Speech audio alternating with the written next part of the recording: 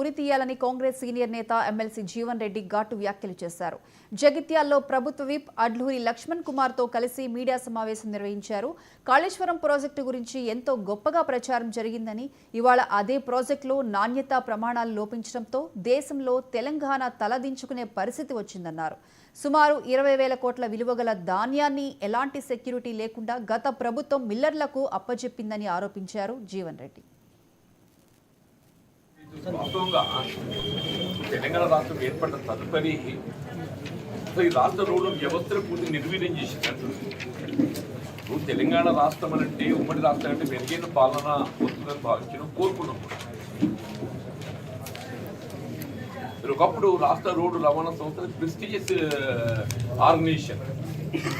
అప్పుడు పెద్ద రంజయ్య గారు ముఖ్యమంత్రి ఉండగా చెప్పండి, ఆర్టీసీ అనేది కేవలం లాభాల కొరకు ఏర్పాటు చేసుకున్న వ్యవస్థ కాదని.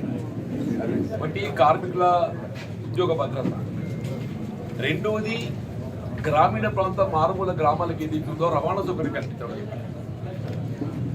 రోడ్లు లేనినాడు కూడా బస్సులు వేసి గుర్తుంచుకోండి. రోడ్డు సౌకర్యం బీటీ రోడ్డు లేనినాడు కూడా బస్సు సౌకర్యం కల్పించడం కాంగ్రెస్ పార్టీ అన్నాడు. క్రమేపీ దాన్ని ఏదైతుందో విస్తృతం చేసినాం.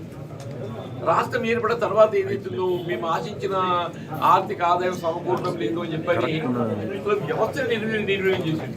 ఇప్పుడు ఒకప్పుడు ఏదో 135 బస్సులు ఉన్నాయి. ఇక్కడ 85 బస్సులకు వచ్చి 50 బస్సులు తగ్గినాయి.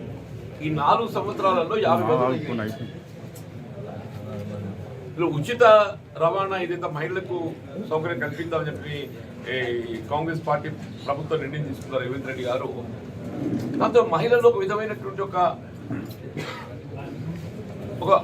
విధమైన ఆత్మవిశ్వాసం ఎక్కడికో ఎనీవేర్ ఎట్లా జేబుల రూపాయలు లేకుండా ఆరోగ్య భద్రత ఉచిత వైద్య సదుపాయం పొందుతామో, జేబుల రూపాయలు లేకుండా తల్లిగారింటికి పోవచ్చు, అత్తగారింటికి పోవచ్చు, బిడ్డ దగ్గర పోవచ్చు, ఆసుపత్రికి పోవచ్చు, ఏడికైనా పోవచ్చు చెప్పంటున్నా.